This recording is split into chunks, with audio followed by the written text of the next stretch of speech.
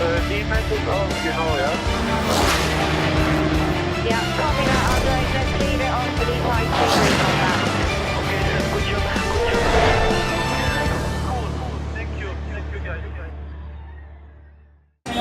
you guys. The Le Mans 24 Hours for 2018, the high point of the World Endurance Championship. Huge crowds were out in force for the traditional parade through the centre of Le Mans the day before the race. For fans and drivers alike, everyone embracing the atmosphere of this huge event. I mean, I love the parade. It's amazing to come out here, look at the crowd and the fans. I think it's quite a rare occasion that we get so many people to come out and support us.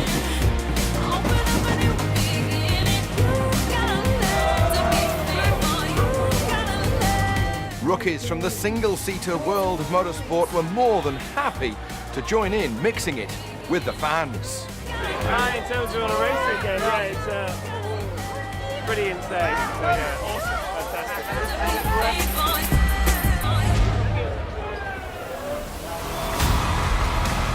Race day and the cars are wheeled onto the grid, although there was just a hint of 2018 World Cup fever with some of the drivers.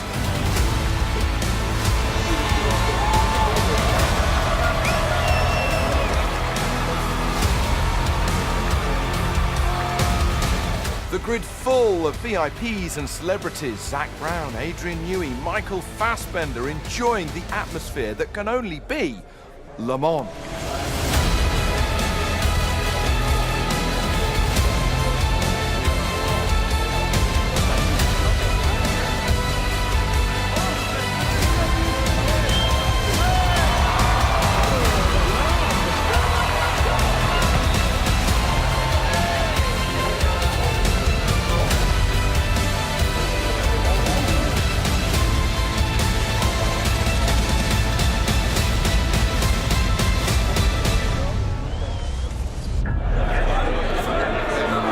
In the thick of the busy grid was world #1 tennis legend Rafa Nadal, fresh from winning the French Open, on hand here to wave the flag for the start of the race.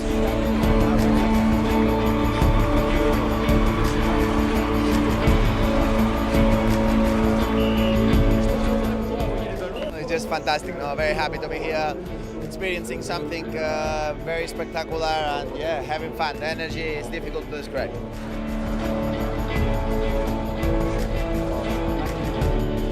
Now let's get down to business. Let's look at the cars. Qualifying saw an impressive pole position in GTE AM taken by the Dempsey Proton Porsche. Young Matteo Caroli will be starting the race. 5 times Le Mans winner Derek Bell signed the GTE Pro pole position Porsche 911 RSR that looked just like his old Group C 956 from the 1980s. Italian Jimmy Bruni will start the car. He'll be teamed up with Fred Makovici and Richard Lietz. If you see the quality and the quantity of drivers here, it's amazing. A lot of manufacturers put a lot of effort and money and budget in the championship, which is very good. And I think we see a very exciting 24 hours. The biggest of the 4 classes is LMP2, with IDEX Sport taking the upper hand in qualifying. In LMP1, the Rebellions locked out the second row of the grid with 3rd and 4th place. Former outright winner Andre Lotterer spearheading their opening stint. But it was the 2 Toyota hybrids that took the front row as their own. Will 2018 see Toyota win Le Mans? It's going to be a long, hard job, but yeah, we have been doing this for many years, and we have had many different situations before, sad one as well, but we all feel ready to fight, and let's see what we can do. Le Mans is the biggest endurance race on Earth. To win the Le Mans 24 Hours is one of the greatest things a racing driver or a team can do. And that's just what Porsche have done over the past 3 years with their 919 hybrid LMP1 car, which has meant they have kept the trophy. So there's a new one up for grabs in 2018.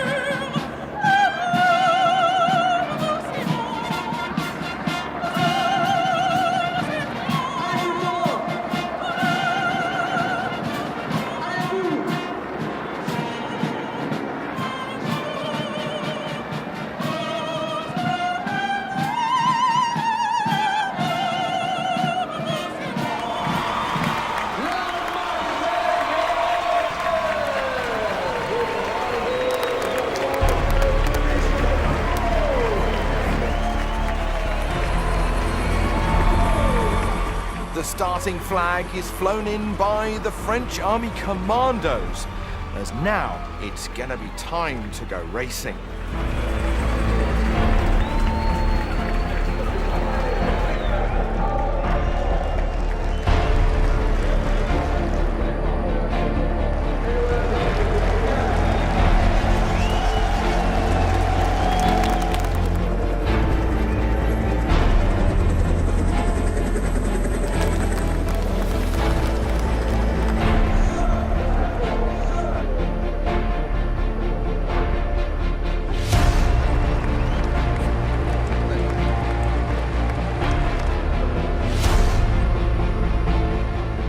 Six times overall Le Mans winner Jackie Ickx, winner from the 60s, the 70s and the 80s, will be the driver of the leading car on the warm-up lap, the Grand Marshal, here in 2018. Now we're getting down to business. The drivers getting their helmets on, getting into their cars. Now there is nothing more to do except concentrate on the 24 hours ahead.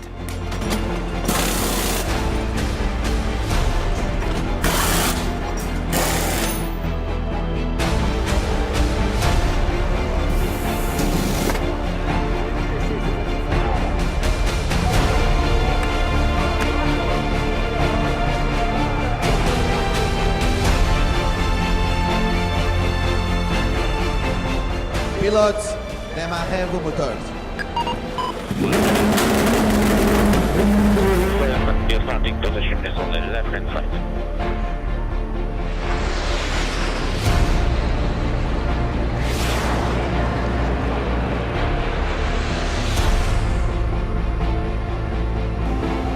Green flag for the start of the formation lap. Green flag for the start of the formation lap.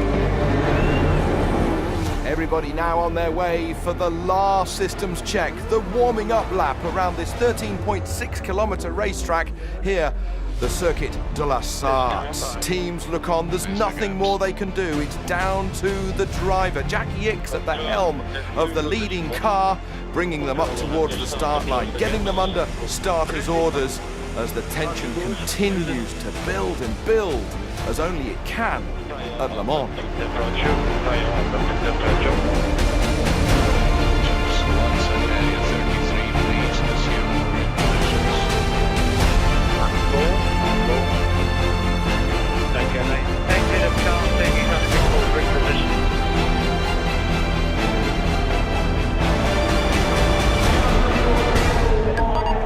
Two lines of cars, please. Two lines of cars.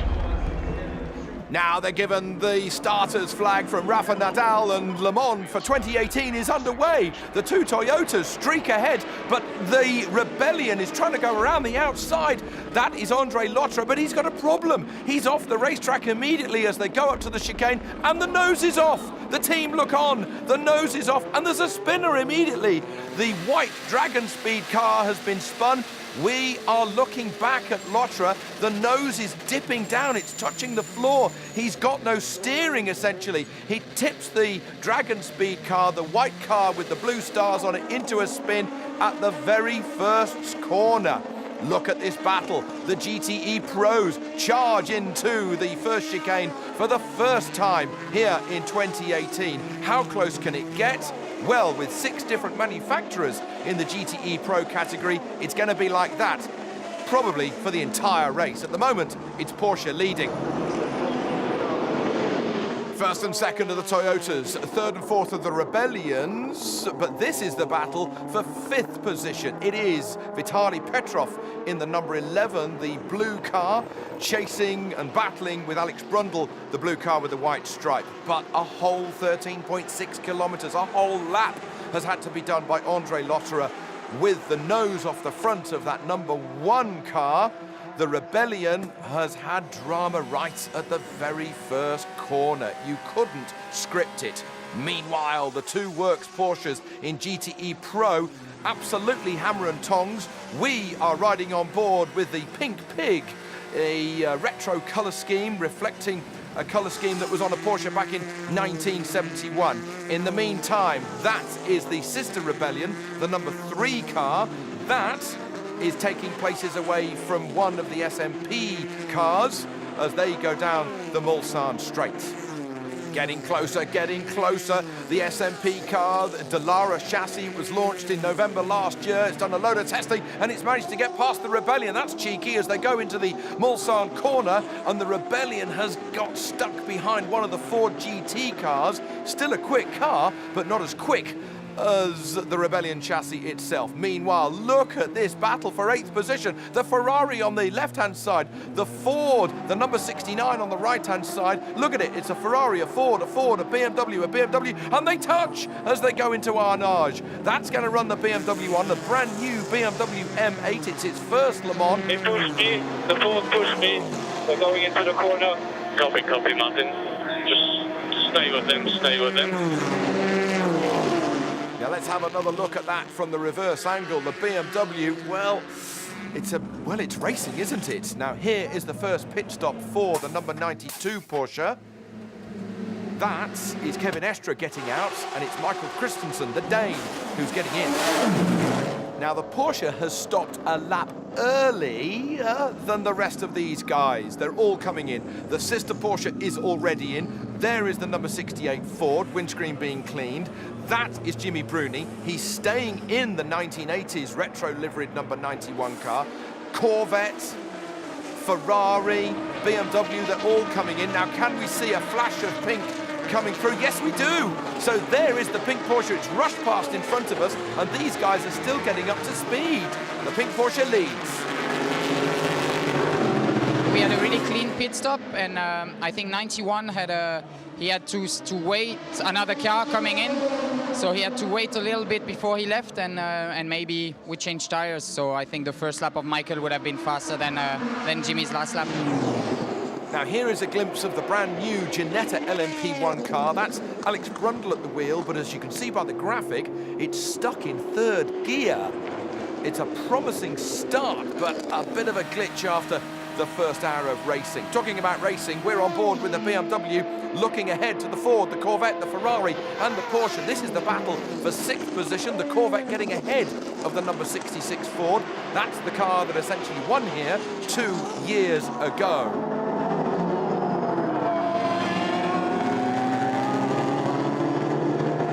This is the reverse camera angle as we come through the Mulsanne corner, looking from the Ford back at the Corvette.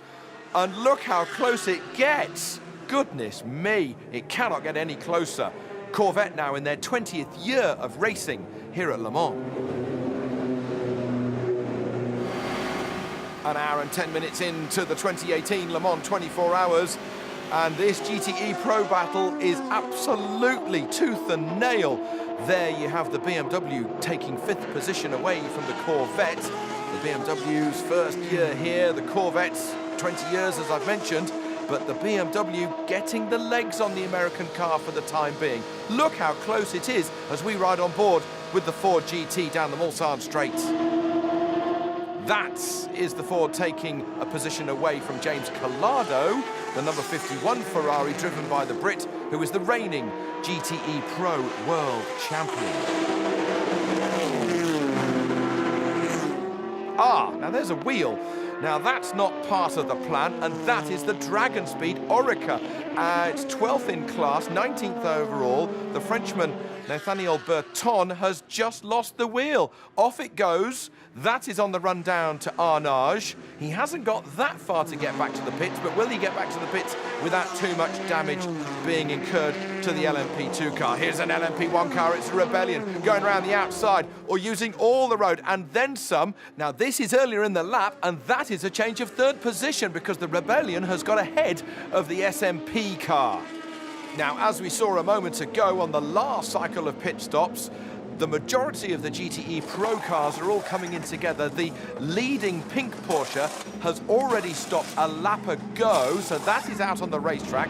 That is Muller getting out, and there is the pink Porsche. Now it's establishing itself into a lead in this class. There is the GTE Am Golf Porsche. That's Michael Wainwright in the number 86. Whoa, that's a big spin and a big off. We saw a crash there for another Porsche in practice and qualifying, and the Englishman just gonna hit the barriers. Oh yeah, that could be serious damage and big problem for him to get back to the pits. Now here is the battle for second position in GTE Pro. There's the pink Porsche, it leads, and the sister Porsche, the blue and white car, having to jink over to the right-hand side. The Ford GT on the right-hand side, as we look at it, gets past. So, as we ride on board, looking from third position, the second place Porsche flings it into the second chicane on the back section. It's Porsche 1-2 in GTE Pro. Sebastian and box this lap, pit comfort, fuel tires, driver change to Fernando, fuel tires, driver change to Fernando, and rear end change. Many people have been looking forward to that radio message, not least of all the man himself, the two-time Formula One world champion from 2005-2006, the Spaniard, Fernando Alonso. He gets into the car, the Toyota TSO 50, the hybrid car with some near 1,000 horsepower, four-wheel drive, electric power and engine, and he nearly collects one of the mechanics of one of the number 99 Porsche in front of him. That is how tight and that is how risky Le Mans could be. Here is the battle for the lead in GTE Pro. We are riding on board with the Frenchman, Fred Makovici, in the retro 80s liveried car. He has taken the lead ahead of the Belgian Laurens van Toor. So 91 ahead of 92. Here we are, well, 2.5 hours into this race, and there's nothing between those two guys. Meanwhile, the number 1 Rebellion is in the pits. Is that just a regular bit of servicing? Yes, it looks like it, and it's the reigning LMP2 champion, the Brazilian Bruno Senna, who's at the wheel as he goes back out. Jenson Button, he's waiting his turn to get out on track at Le Mans. But it's going to be a while because they've got an electrical problem with that car. It's losing laps and laps and laps. It's a shame because that had such a strong start with Vitaly Petrov. It's now in the garage. This, though, is the leader in LMP2. It is the G-Drive car, the regular number 26 with the orange livery. It's pulling away. No problems for that car at the moment. Now, this is something that F1 fans around the world have been looking forward to see because that is Fernando Alonso streaking ahead of its teammate. He now leads the Le Mans 24 hours, but these two Toyotas, the number 8 of Alonso and the number 7 of Jose Maria Lopez, the Argentine, working hand in hand to try and get a lead. Look at these three. There is first, second and third in the GTE Pro category because the Ford has caught up to the two Porsches as they streak past with their 4-litre flat 6 engine in the back of the German car, screaming away on the way down to Indianapolis. Nothing between them.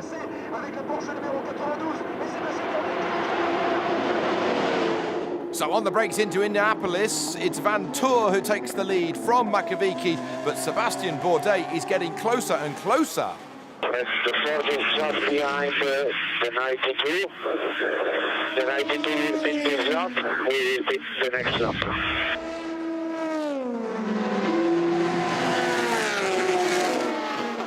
And the 92 does pit on the next opportunity into pit lane, so the Belgian brings the pink pig in, stops on the line.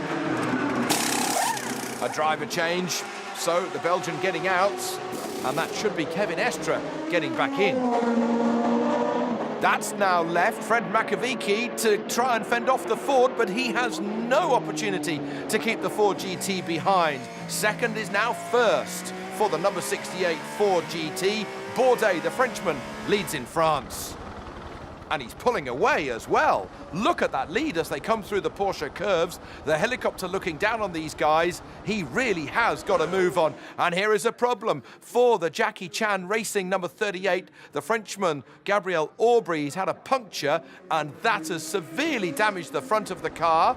Will he be able to get back to the pits? That is the big question. First and second in class in GTE Pro, they pit. But there's a safety car about to come out. There is Richard Lietz. He gets the go-ahead to go down pit lane. He's got ahead of the Ford as he just checks his belt, but they've been held at the end of pit lane because there's a safety car, crocodile of cars coming out because of this. Because this is the number 38 Jackie Chan car. and it's at the top of your screen. Boom! Look at the carbon fibre spearing off into the countryside. He's managed to get round to the pits. That's a good thick end of 10 kilometres, some 6 miles or so to get back to base. Let's see if they're going to be able to get that car back in the race. John Todd from the FIA visiting all of the garages. He knows what's needed to win Le Mans. He did it with Peugeot back in the early 90s. Look at this. This gives you some idea of the speed and the acceleration of these prototype cars. And it also gives you an idea of, if there's a slower car on the side of the racetrack, how dangerous it could be if somebody misjudges. You cannot blink here at Le Mans. And you can't blink if you're going for the battle for second position in GTE Pro. Can the Ford keep the BMW behind? Katzberg edging ahead. Scott Dixon, fresh from winning in Texas at the IndyCar race just last weekend, loses out to the Munich M8. So the Ford goes down to third. Now we are riding on boards with the 2009 Formula One World Champion. This is Jenson Button. The car had a sensor problem. It unfortunately lost 48 laps, but Button is getting important Le Mans experience and also LMP1 prototype experience for the WEC Super Season. Billy Johnson, he gets pushed back into the pits. Is this something to do with the suspension? Yes, it is, because he lost it completely on the way in to the Ford chicane, ironically in the Ford GT. How long will he lose in the garage? This is third position for GTE Pro. Antonio Giovinazzi passing Scott Dixon. Harry Tinknell is just behind as well. 3 AF Corsa Ferraris getting the applause from the team, and that's a big crash for the Colles car. That's an enormous crash. Now what's happened here? Look ahead, there's a coming together. The light yellow flashes of the LMP1 car. Did it make contact with that black Porsche? I rather fancy that it did. That is Dominic Kryhammer, the Austrian, who fortunately gets out of the car. Track is back to green, track is back to green. So after a safety car, we now go racing again here at Le Mans. 19 hours still to go. Look at this, it's like the first lap, and somewhere in there is the leader of this motor race. It is Fernando Alonso, but he's now in second position because his teammate in the number 7 car has managed to get ahead. Lopez is ahead, but Alonso is taking risks to keep the momentum, using all the road and the verge and the rest to keep on the tail of his teammate. There's a race victory up for grabs here. And likewise, there's big, important podium positions available in GTE Pro. Here we are with 5 hours into this 24-hour race, and there's nothing between these guys for third position. Ricard Leitz in the blue Porsche, Joey Hand in the Ford, nose to tail. Here, though, is Fernando Alonso in the number 8 Toyota, retaking the leads of the Le Mans 24 hours ahead of Jose Maria Lopez. That is the lead now, about 10, 12 car lengths, about a second or so. Here is the third position car, trying to hold on to the shirt tails of those Toyotas. It's not going to happen, but third is a hell of a result so far for that SMP racing car. Nervously, Davide Rigon looks on because he can see a potential race victory dropping out of his grasp. His teammate Sam Bird being pushed back into the AF Corsa garage. He needs to be in this battle. The Ford's gone wide. Is that an opportunity for the Corvette to go around the outside? Harry Tinknell made the mistake, so is this a chance for the rest to mug him? Certainly is. He's losing 1, 2, maybe even 3 positions. But we're riding on board with Antonio Felix da Costa, and he's got the best run of all in the brand new BMW. Look at it, charged down the Mulsanne straight. He's now going to be getting onto the tail of the yellow Corvette of Mike Rockenfeller. Hard on the brakes into the second chicane.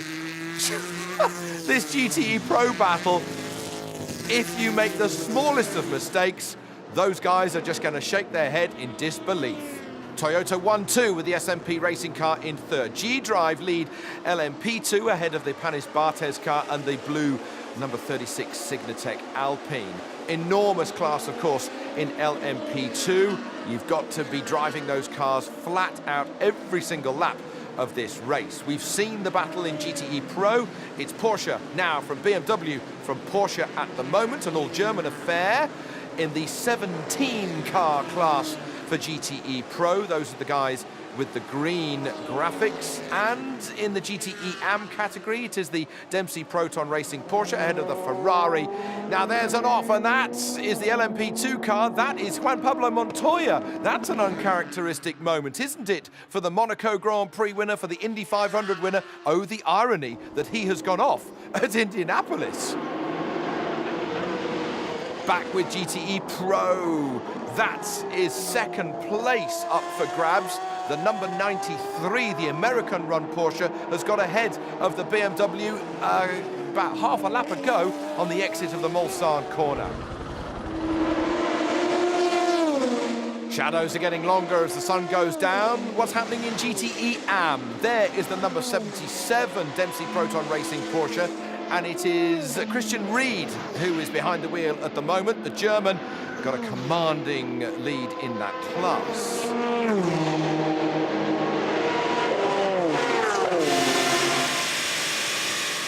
We're riding on board with the number 8 car that Fernando Alonso has given over to Kazuki Nakajima. It's now second in this motor race because Kamui Kobayashi leads this race. We're on board with Kobayashi, and that is a risky maneuver as he comes onto the Mulsanne straight, almost collecting that marshal's flag. Problem for one of the works Porsches. This is the number 94 car, and it's had a big slide on the way in. That's not right, that's a suspension problem, isn't it?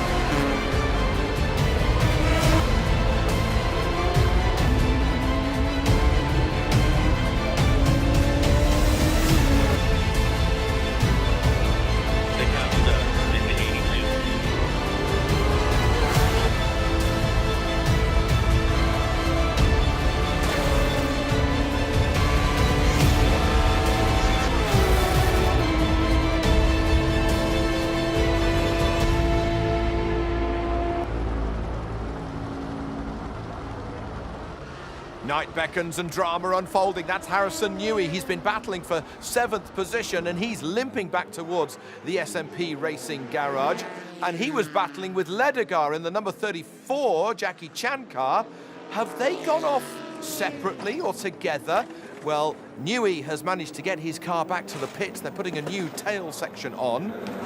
We just had a look at the tyres. It looked like something went through the tyre, so it wasn't like a failure. It was just that I noticed coming out of past the Dunlop Bridge, coming down the hill, that I got an alarm on the dash with low pressure, and then I just felt the ride height drop, and I managed to keep it for half a lap, and then it just went completely.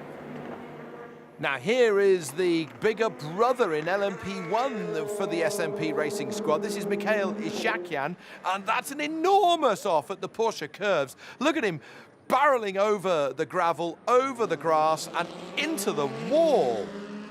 Now, he's out of the car, he's trying to take the engine cover off. Can he fix it? Sebastian, we want to keep the gap around 4 seconds. We want to keep the gap to Kamui around 4 seconds. Yeah, I'm not the robot, so I'll do my best. Sophie, that's Sophie. So you know, I'm on better tires, so it's normal that I catch. I know, Sebastian, I know. So to understand this, when I have good tires, I cannot use them. I have to stay behind. But when they will have better tires, they will be able to use them. It is how it is. Oh, Sebastian Buemi not happy about that, is he? But Ishakyan has managed to get that car going. He's going to try and get that back to the pits, isn't he? He's not got far to go. He's going to get it going, but oh, flames and sparks and clattering, everything going on in the back of that car. The mechanics look on with fear, steam pouring out of the top of that car. It's over. He can't do any more.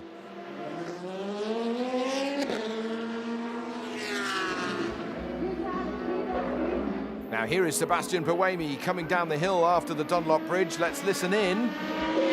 I did a mistake. I thought the slow zone was off. I'm slowing down more to compensate. Instead of getting carried away by the race situation, you should listen to the radio. Yeah, now it's done. Let me know if I've slowed down enough. Copy. The race is still long, so now cool down. The race is still long. Still 15 hours 30 to go. So rather sheepish, Sebastian Buemi there. He's been caught speeding in a slow zone. A 60-second stop-go penalty is going to mean that he is going to drop to some 2 minutes behind the sister car and 2 minutes off the lead of this Le Mans 24-hour race. That's the number 81 BMW, the new M8 GTE.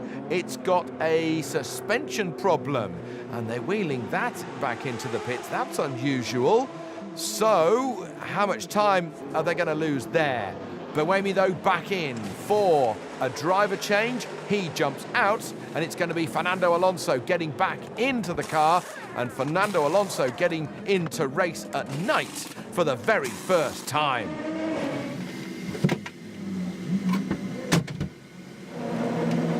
So for Fernando Alonso, is this a step into the unknown for him? So if we can't get right with it there, we may be able to get... Okay, stop this lap. When you can, multi India 1, when you can.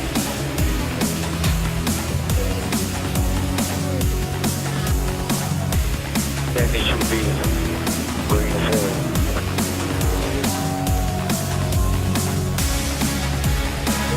We're doing it.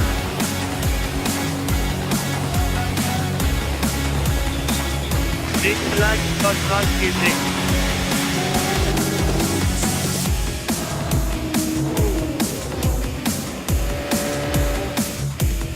Ok, c'est bon. 3 relais.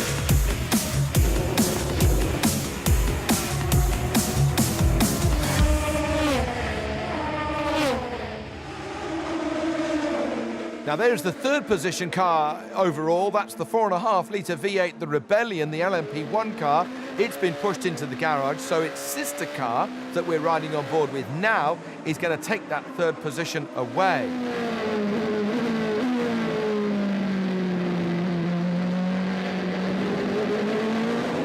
Now here is Fernando Alonso coming in. He has done his night shift.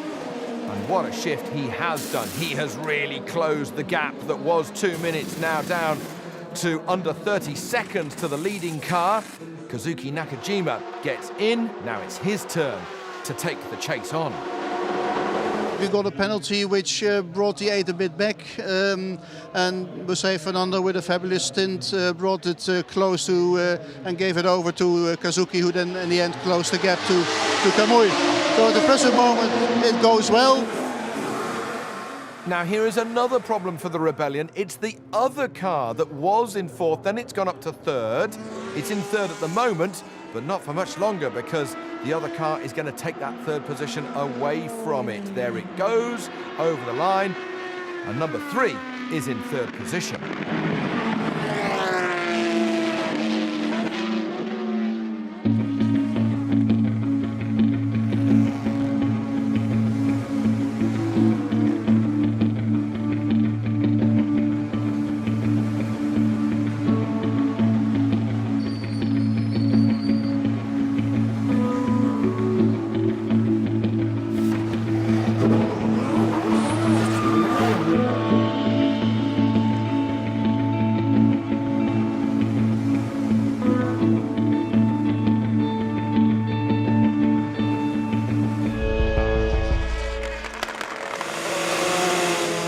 As Sunday morning dawns, we are on board with the leader, the number 7 Toyota, but he's left the door open because there is the sister car, the number 8 car. It had the penalty, it had a 60-second stop-go penalty with Sebastian Buemi, but Fernando Alonso and his crew have worked hammer and tongs. But it means that the car is back in the lead of this motor race. That is the BMW M8. That's Alexander Sims. He's gone off in the middle of the Porsche curves. He's got it rolling. He's coming back to the pits. And the M-Tech guys can look and see and work on it. There's the initial contact that pushed him out to the outside of the racetrack for the bigger damage.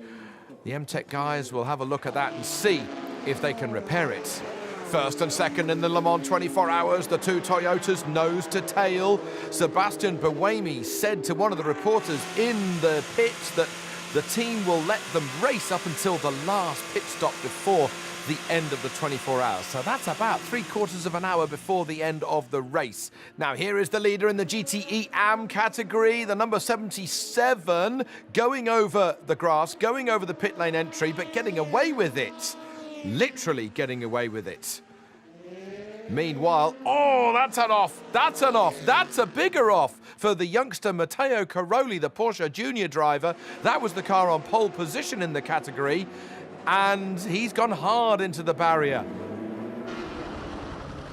Now, that's a very strange accident. Look at the marks on the grass. Is that car going to be able to get back into the race? Let's have a quick review. Buemi leads in LMP1. The 26G Drive leads in LMP2. Kevin Estre in the pink Porsche leads in GTE Pro. And as mentioned, the Australian Matt Campbell at the wheel of the number 77 Dempsey Proton Racing Porsche leads in GTE AM. Talk of the devil, here is the pink Porsche. And they're having a complete front brake change. The caliper and the disc being changed, and already the old one is off, the new ones are going on. Have you ever seen a brake change so quick? This is technology, and that is endurance racing, endurance pit stop racing at its absolute best. That is the leader in the class, and that's an enormous crash for the Dragon Speed LMP1 car. It had a wobble in the middle of the Porsche curves. It's going to go across the gravel into the barrier. Bang! Nasty crash into the barrier.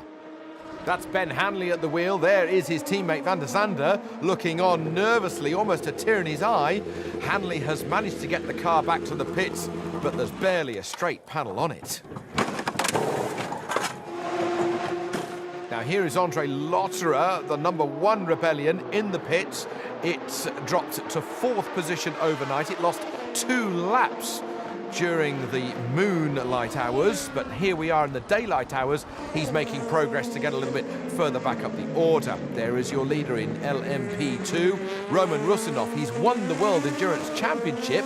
That was back in 2015, but can he now win Le Mans?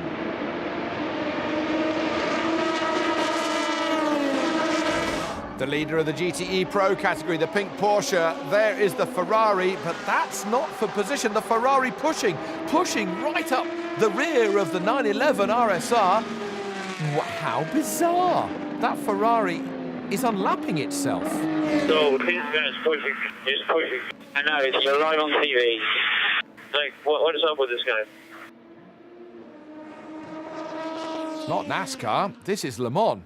A new one on me there. Yellow flags are out. Double yellow flags are out. There's a safety car out. And one of the drain covers has been dislodged. Also a problem for the number 97 Aston Martin, the brand new car, Maxime Martin, going slowly. There is Johnny Adam, the victor of this class 12 months ago, looking on. Track is green.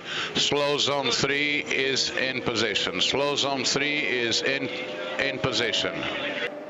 So the cork has well and truly been taken out of the bottle. One of the Ginettas going on the right-hand side, kicking up all of the dirt, getting past the AM cars, getting past the GTE Pro cars. That is Jimmy Bruni battling with Muller, battling with Tinknell. They've all closed up together for 2nd and 3rd in the GTE Pro class. The pink Porsche still leads. That's further up the road by about 1/3 of a lap. And that's a big off. That's a big crash for the United Autosports car. That's Paul di Resta. Oh, big, enormous hit into the wall in the Porsche curves. And the former Formula 1 driver is out of this race. But more importantly, he's out of the car and he's okay.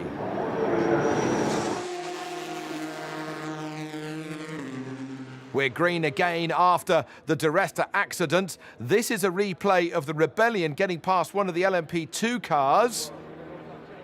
Or is it? Yes, it is now. That was a close one. This is the battle for 4th position in LMP2. Capierre in the number 39 passing Perodo's number 28.